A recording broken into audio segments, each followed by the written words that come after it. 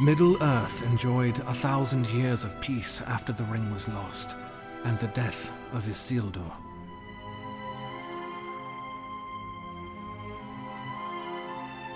But Sauron was not dead, only cast to the shadows.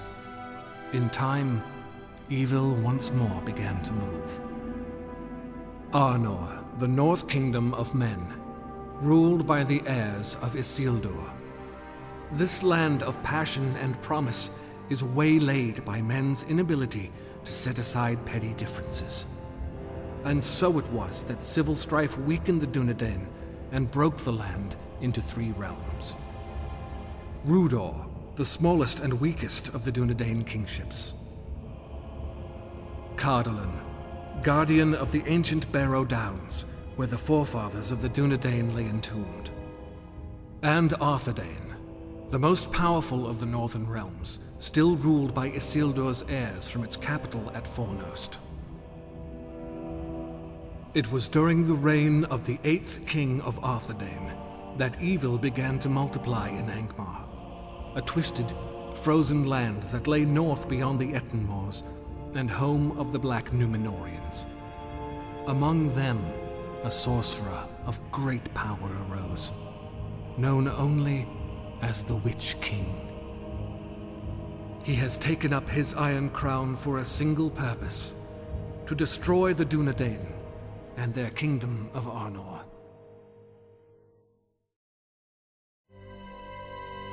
Before Arnor can be invaded, the Witch King needs a symbol to unite Angmar's proud and willful denizens. Legends say that here in ages past loomed a great fortress of the ancient darkness, its ruins dark and silent in the mountains. Rebuilding this bastion will secure the Iron Crown's dominion over the Black Númenóreans and the northern troll tribes. Now all of Angmar is united under the Iron Crown. Legions of orcs fight under the command of the Thrall Masters of Angmar. The great fortress at Khan Dûm continues to rise.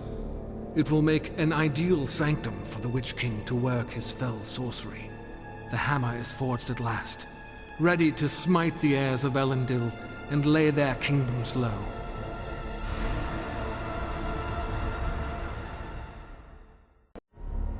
In the face of this gathering storm, King Argaleb of Arthedain reclaims the throne of all Arnor.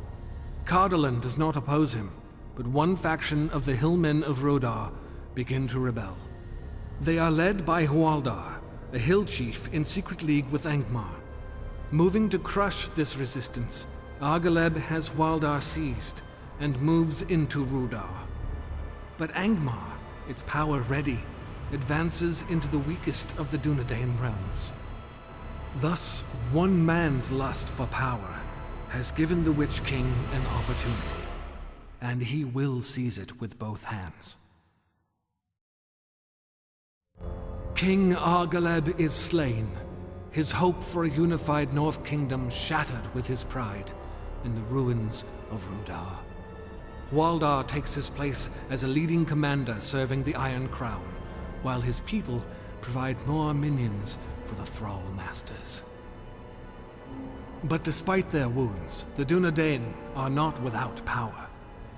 The fortified Weather Hills and fortress at Aman-Sul stand as a shield protecting Fornost and the heart of Arnor.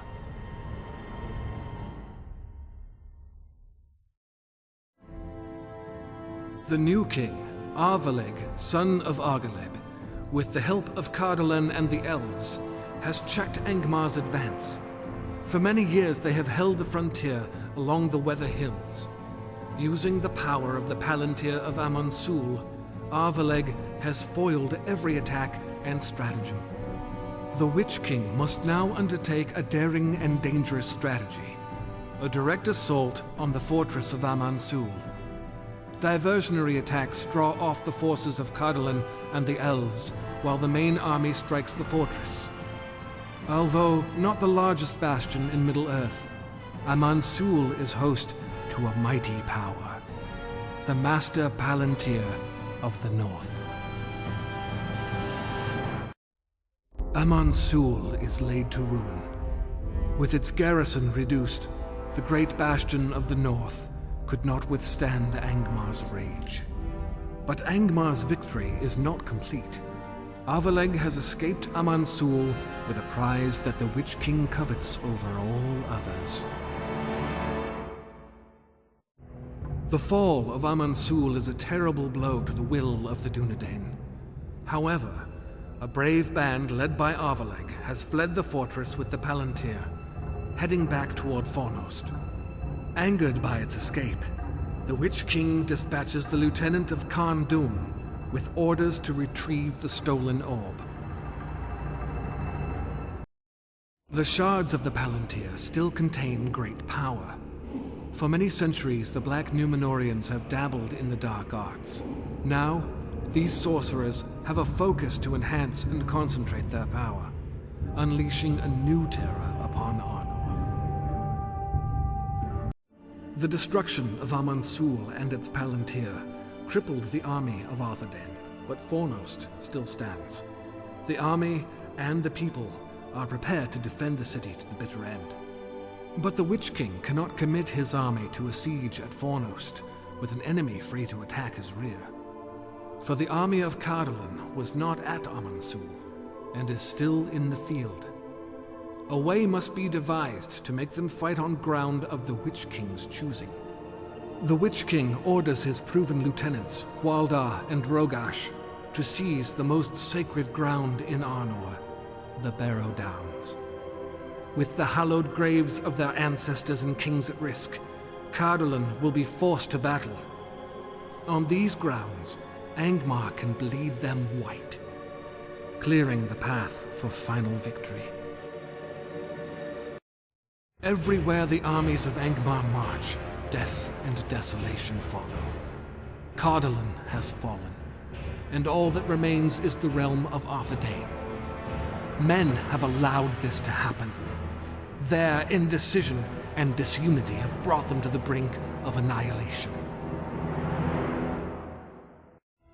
Arnor sits at the edge of the abyss. Rhudaur is the Witch King's. Cardolan is reduced to scattered bands of refugees. Only Fornost stands between Angmar and total domination of the North. Or so it appeared. The attack on Rivendell has united the elven strongholds. Now, the elves of Lindon, Rivendell, and even Lorien march against Angmar. They are intent to drive a sword into the heart of Angmar that would last an age. The Witch King's cunning matches his cruelty. The well-timed arrival of his lieutenants prevented a complete annihilation of his army. The Iron Crown has suffered a heavy blow, but Angmar has not been defeated.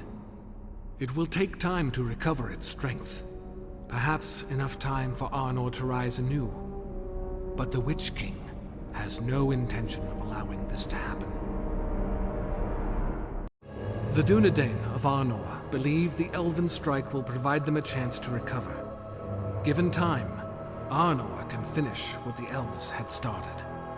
But they reckon without knowledge of the depth of the Witch King's hatred. He sends his sorcerers among the barrows of the great Arnor kings.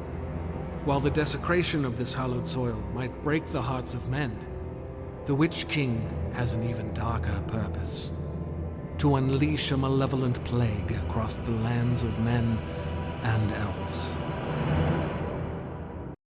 Though he fought with a valor rarely seen among men, the young Arnorian captain paid a price beyond death, and now serves the Iron Crown.